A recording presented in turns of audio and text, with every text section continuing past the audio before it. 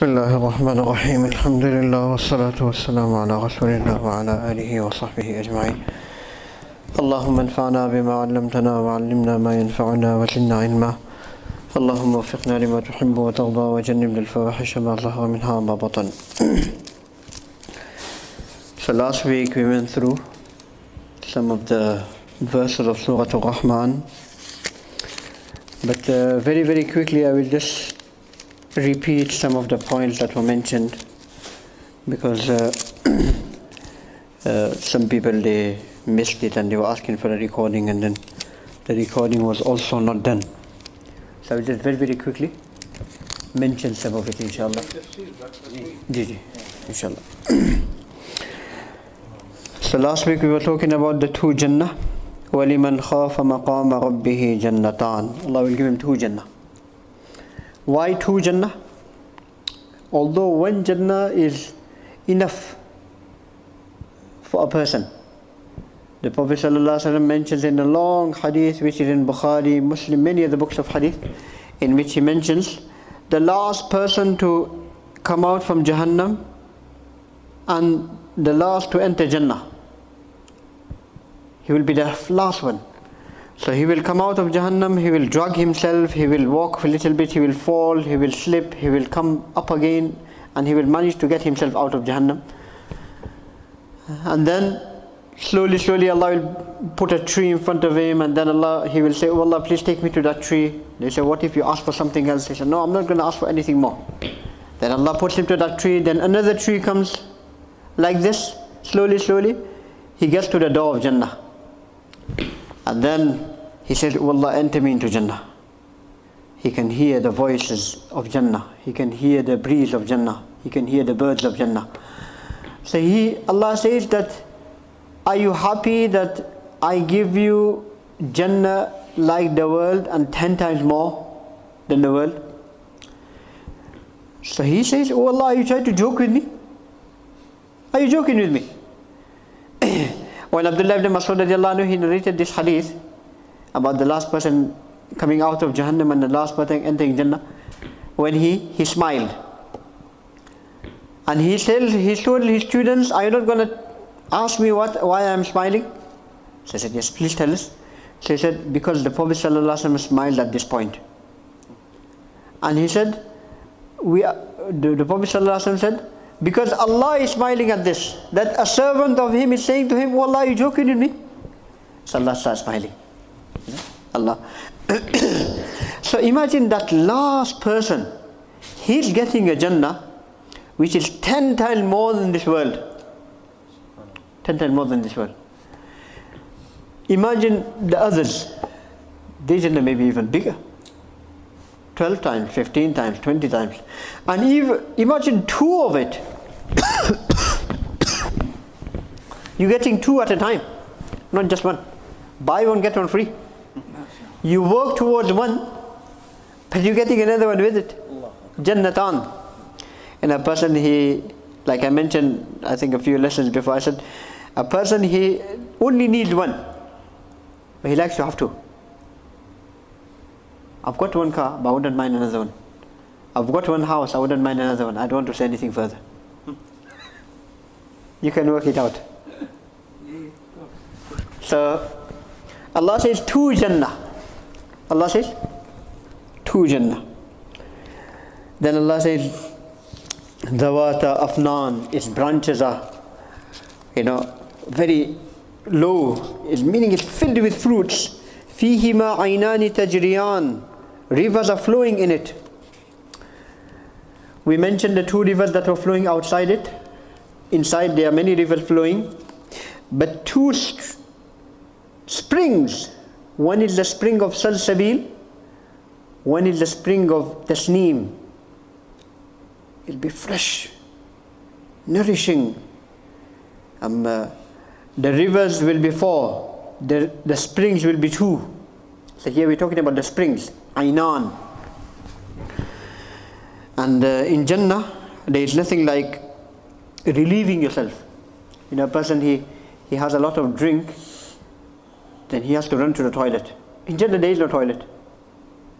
The Prophet ﷺ mentions in the hadith that in Jannah nobody will get sick, nobody will get old, nobody will have to go to the toilet to urinate, nobody will have to do any type of stool,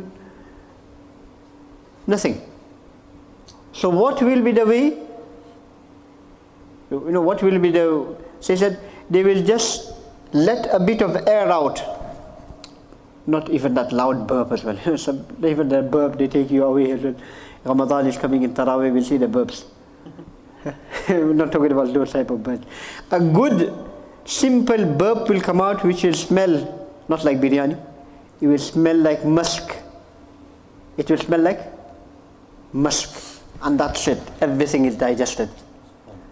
No, indigestion problems, no stomach illness, no obesity, no heart disease, no diabetes, no pressure, no gas, pure, healthy. And in this world a person eats because he needs to eat. In Jannah he will eat, he doesn't need to eat, just eating for enjoyment. He will never feel hungry. Never feel hungry. He will just be enjoying himself. In this world there are many things which a person wants to eat but he can't eat. Maybe for health reasons, maybe for anything else.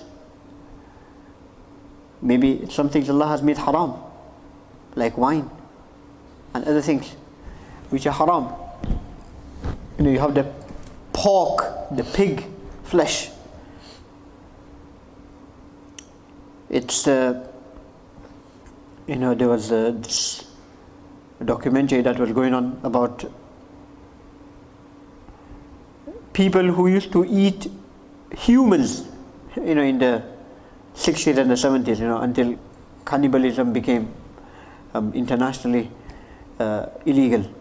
There used to be people in the certain islands of Africa and other places where they used to actually eat humans. And they interviewed them and they asked them that, do you still remember 30-40 years ago when you had, the last time you had human flesh? How did it taste like? So they say it tastes just like pork. Human flesh and pork is the same. That's what they said, according to them. Now in this way, a person wants to eat pork. He can't eat it, it's haram. Nuh alayhi salam was in the ark when the adab of Allah came. And now they were in the ark for quite a few weeks, nearly 6 weeks, 40 days they were in the ark or something, maybe more, maybe less, Allah knows. Around that time there were floods outside, they couldn't go out. Now there were animals at the bottom, all the humans in the middle, all the birds at the top. Now whenever they wanted to eat, they would slaughter an animal, slaughter a sheep, slaughter a goat, slaughter something, and they would eat. Now they couldn't open the window, they couldn't open the doors or anything because everything was flood outside. Everything was drowning. So where would they throw all the rubbish? Where would they put all the rubbish? So Nuh alayhi salam made dua to Allah, oh Allah, we are here and now all the rubbish is accumulating, all the thrush. We don't know where to take the bins out. So what should we do? All the rats are coming out now. So Allah created the pig,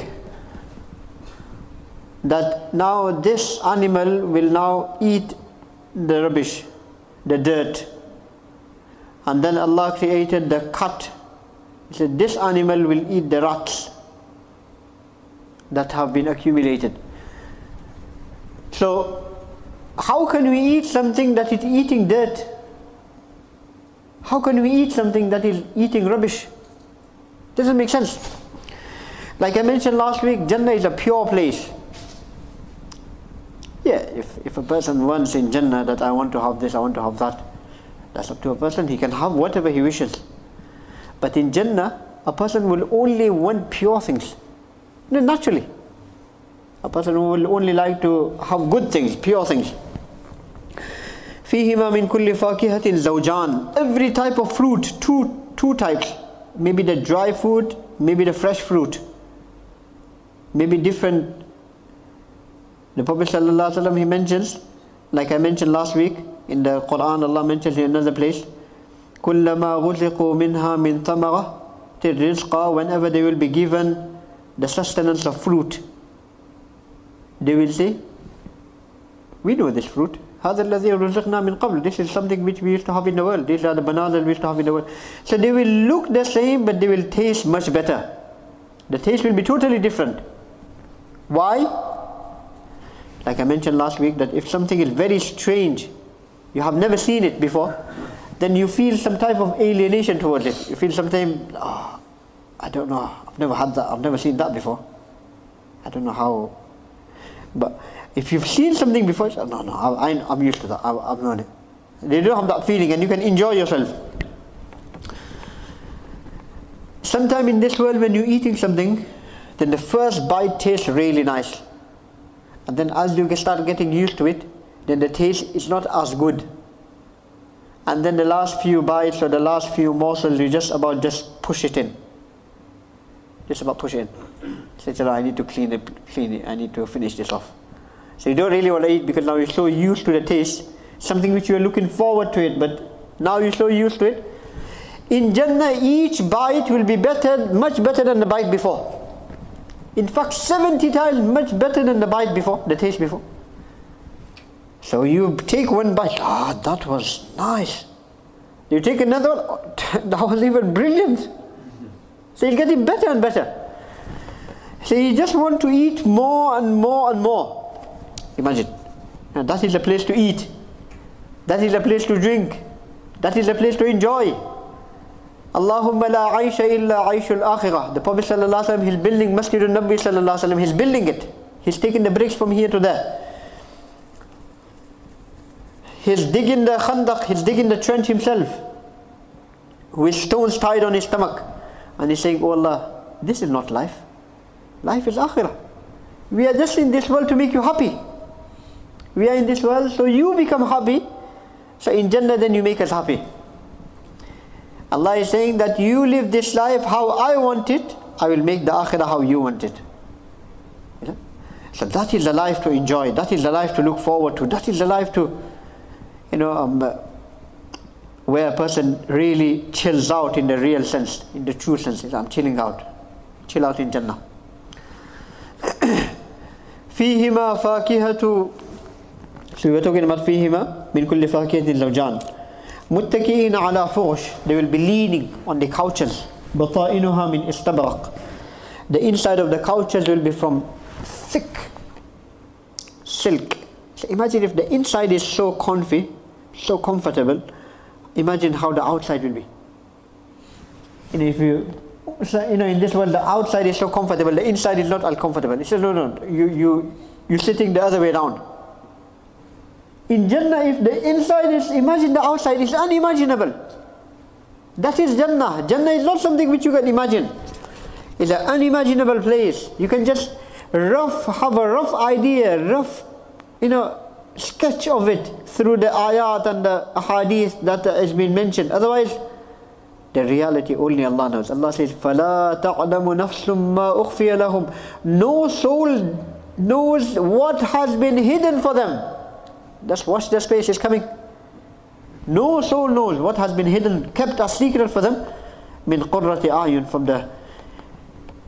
the coolness of the eyes.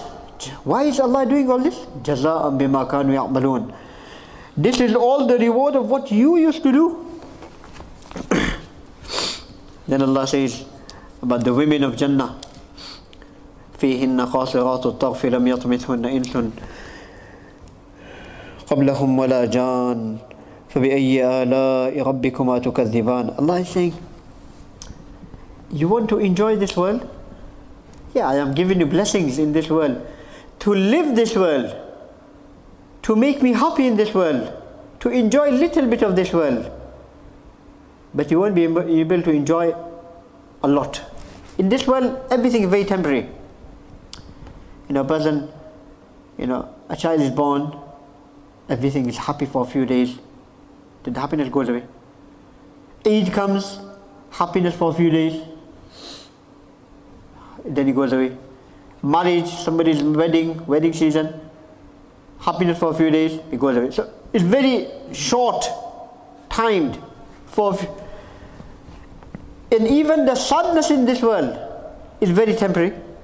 Somebody dies, for the first few days it's very emotional, people they remember. But after a few months, 1-2 years down the line, people try to forget. Before, if the parents die, then the children, they say, no, I'm going to go to the parents' grave every day. They start going for every day. After a few months, they say every week now. After a few years, each time they'll go here and there. They say, then we'll take the grandchildren. Then the grandchildren will say, I think my grandfather is buried somewhere there. My parents used to tell me. So they will forget the grave. That's life. The enjoyment of this world is very limited. The sadness, the loss of this world is also very limited. The enjoyment of Jannah, forever and ever. The sadness of the Akhirah, if you end up in the wrong place, if you end up in Jahannam, forever and ever. May Allah, save all of us. That is why, that is the enjoyment which we need to aim for. If this is so good, imagine that. Sometimes you see a very nice place, you eat some really good food. You enjoy yourself in a really, then you say, wow, I really enjoyed myself today. That was lovely, that was brilliant. So that should make you contemplate. فَبِأَيِّ آلَاءِ رَبِّكُمَا تُكَذِّبَانِ. If life has made you enjoy so much, imagine how enjoying Jannah will be. Imagine that. That is why Allah mentions these ayat. فَبِأَيِّ آلَاءِ رَبِّكُمَا تُكَذِّبَانِ كَأَنَّهُنَّ الْيَاقُوتُ وَالْمَرْجَانُ. As if they are pearls, corals, the women of Jannah. They are hidden gems. In this world, Allah has given the command of hijab for the females. Because everything that is precious is covered. A daughter came to the father once and she said, what is this hijab? And we should have a freedom not to wear, if you don't want to wear it and all this. So the father said, okay, do you have your phone? Give me your phone. The phone was properly in a nice case, covering everything. She said, you bought the phone, did it come with all this? She said, no. I had to pay extra for this covering, this screen protector, this case. She said, why do you have to do all this for? She said, I need to look after the phone. So he said, if you want to look after your phone so much, because you think it's precious, you think it's valuable, don't you regard yourself as valuable? You need to cover yourself as well. So Allah is saying that the women of Jannah are like pearls, rubies, corals. They are covered. They are hidden gems. Nobody has ever seen it. And the first time that will be seen, you will be seeing it. You will be seeing it. Ramadan is coming.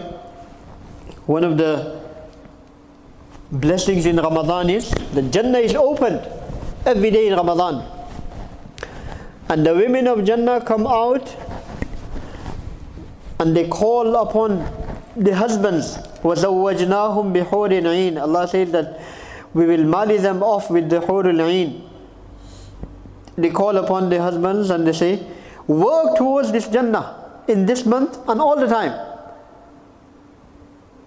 Because we have only been created for you, nobody else. We are waiting for you. We don't know anybody else. We haven't seen anybody else. We don't know anybody else except for you, yourself. Allah mentions in the Quran, Allah says that the people who do good deeds, the people who do the obedience of Allah, they will inherit Jannah. أُولَٰئِكَ هُمُ الْوَارِثُونَ. They will inherit Jannah. They are the inheritors. Now inheritors mean that somebody has passed on and they have left something behind, so somebody else has taken it now. That's inheritance. So does that mean somebody has already been in Jannah? So the Mufassirin give a really amazing. The Prophet ﷺ, he mentions in one hadith, he said, every person that was born from the time of Adam alayhi salam, that is to be yet to be born till Qiyamah, Allah has allocated a place for them in Jannah and Jahannam. So they have already secured a place in Jannah and Jahannam. When they don't do good deeds and they don't make it to Jannah, now that place that was allocated for them, they won't make it to there. If a person has bought a house in another country but he doesn't get visa to get there, what is he going to do? He's bought a house in Africa, he's bought a house in America, but then his visa is denied, or he doesn't get through the immigrations. He just have to sell it. So Allah, the Prophet ﷺ mentions that place or in Jannah which belongs to that person, now he hasn't made it till there. It will be given to the other believers of Jannah, so they will inherit that part. On the other hand, every person has a place in Jahannam. If a person has been saved from Jahannam and he doesn't make it to that place in Jahannam, then the kafir, the kuffar, the non-believers, the disbelievers, the people of Jahannam will be inheriting that place. And every day, just to increase the enjoyment for the people of Jannah, Allah will show them that place in the grave and afterwards as well. Allah will show them that place in Jahannam, that this was also your place, but because you did so well, you have been saved from this place. So every day he'll feel nice. I could have been there, but Alhamdulillah, I'm here. He'll feel so good. On the other hand, the person in Jahannam, the person who hasn't made it, he will be shown his place in Jannah. He said, this is where your place was, but you couldn't make it to there. You never worked for it. You never tried hard for it. That person every day will be, that in itself will be a punishment. That in itself is a punishment. That he's been shown something which he couldn't have, which he really wanted, but he couldn't have it.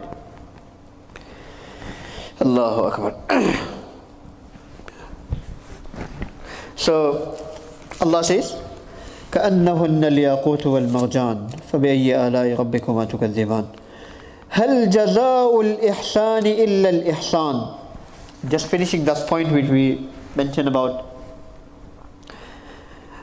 the women veiling themselves.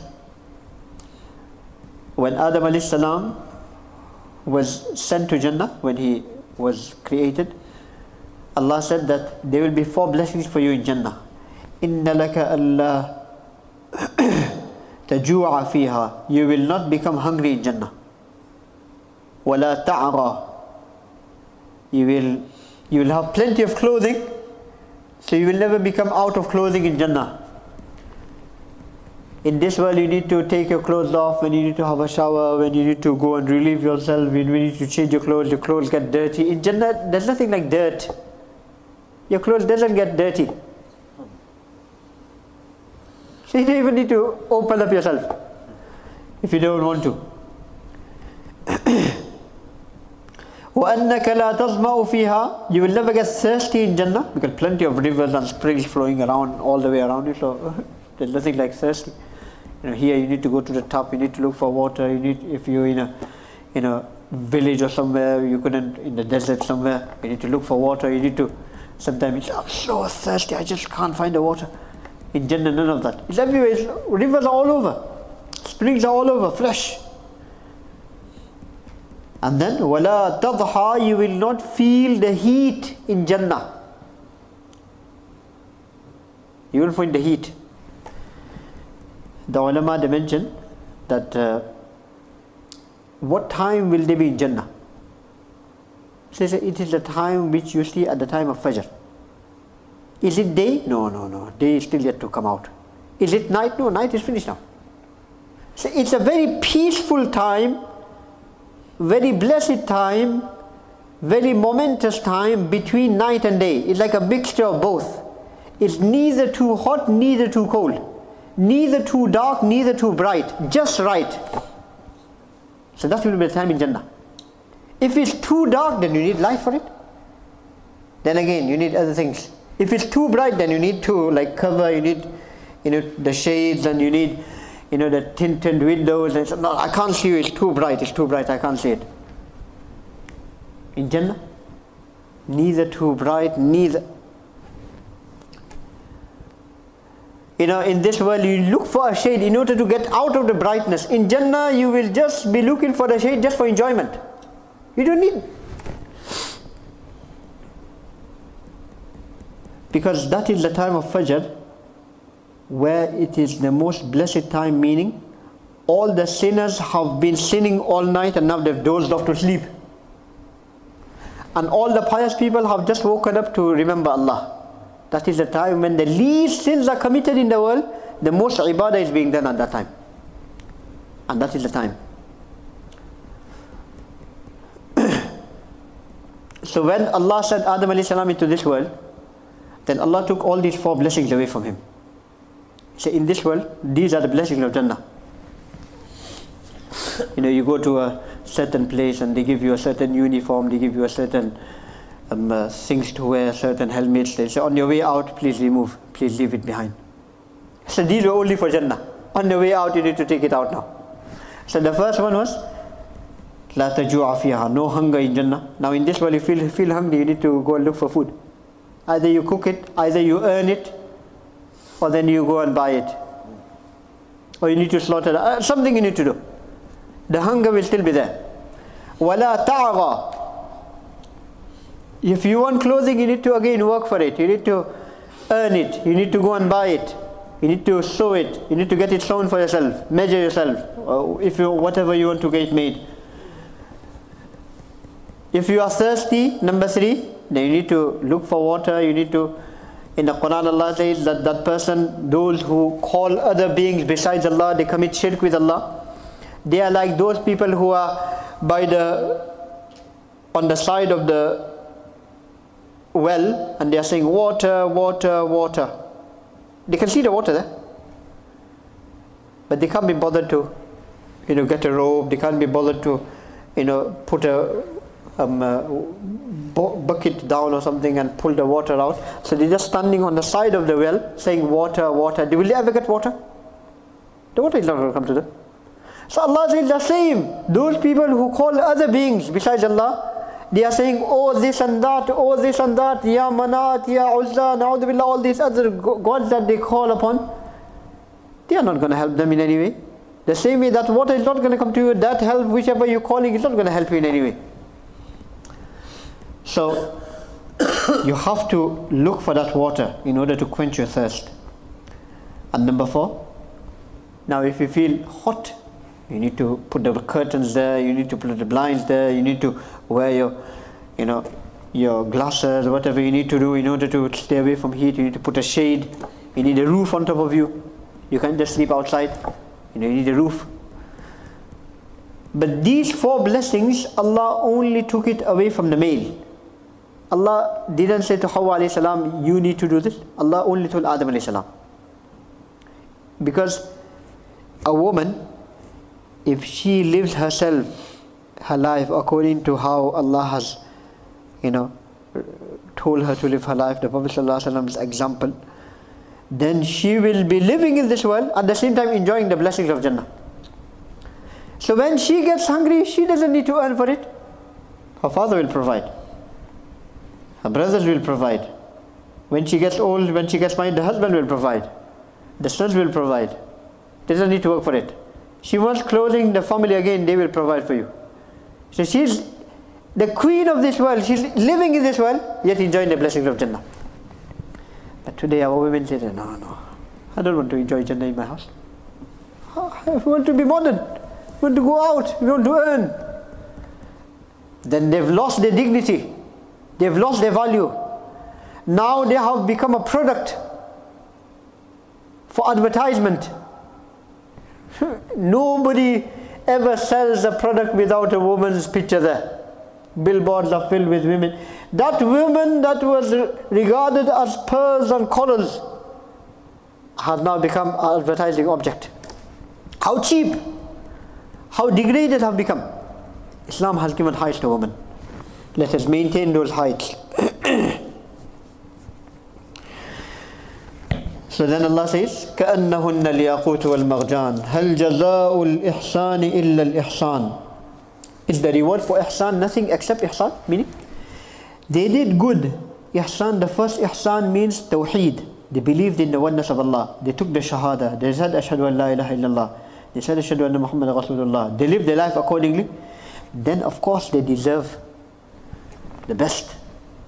Another meaning of ihsan is, the Prophet ﷺ was asked by Jibreel alayhi salam, that long hadith, when Jibreel alayhi salam came to the Prophet ﷺ in the form of a person.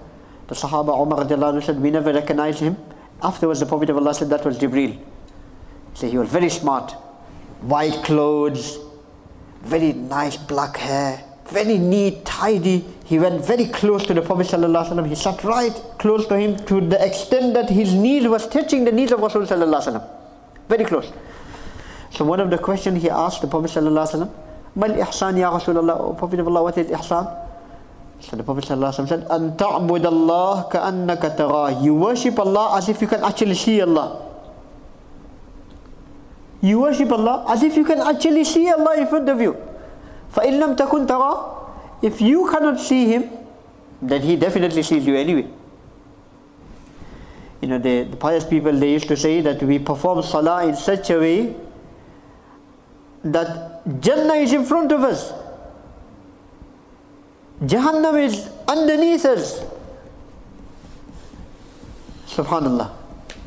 You know, in the time of Bani Israel, you know, when the magicians, they came to compete with Musa alayhi salam, and they were magicians because Pharaoh said that, you know, this miracle of Musa alayhi salam, the stick that turns into a snake, he said, oh, that's a magic, that's not a miracle.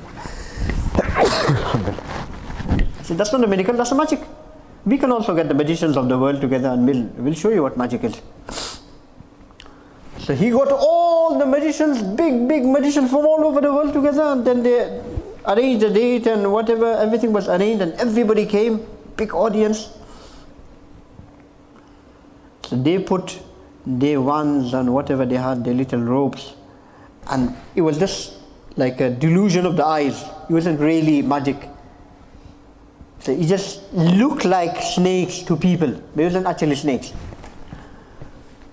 So, wow. So what Musa alayhi salam is doing, nothing new. Then Musa alayhi salam put his stick down and he ate all of them. So when those people, they saw this, they were magicians. So immediately they said, this is not magic.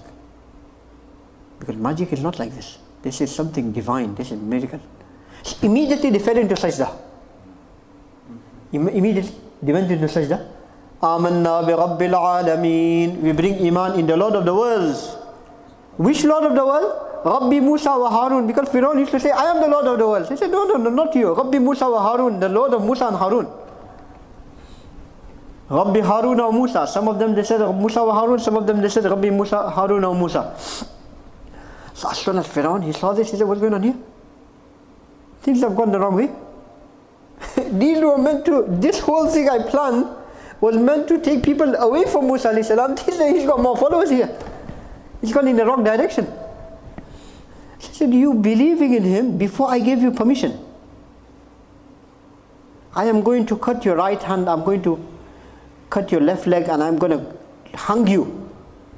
So they said, فَقْضِ مَا أَنْتَ قَاضٍ. Do what you want to Pharaoh. We have bought iman, we're never going to turn away from it. Now the Mufassirin, they say, what was so powerful in that iman? What was so powerful that they just bought iman just a few seconds ago. The only thing they did was just one sajda. The only thing they did was just one sajda. And they became so firm in their belief that they were ready to take up the challenge of anything in the world. Any challenge in the world. What was so special? So they say in that one sajda, Allah showed them the abode in Jannah. Allah Allah showed them the place in Jannah. He said, you have bought Iman, you have surrendered, this is where you're going to be. Imagine, that one sajda. We can see our abode. But it needs to be said that in the true sense. Today we are talking about, we are doing sajda and we are worried about the whole world, the scores and the sports, and it's like a person, he's watching a football match, or he's, there's a game being played. And now in salah time, so he doesn't want to miss salah as well, because mashallah he performs his salah. But in salah he's like, I wish he scores. In sajda, I wish he's a goal. In sajda. So he's in salah, but the mind is somewhere else. So, if the sajda was done in the right way, with the true devotion, true sincerity, will Allah not show us our abode in Jannah?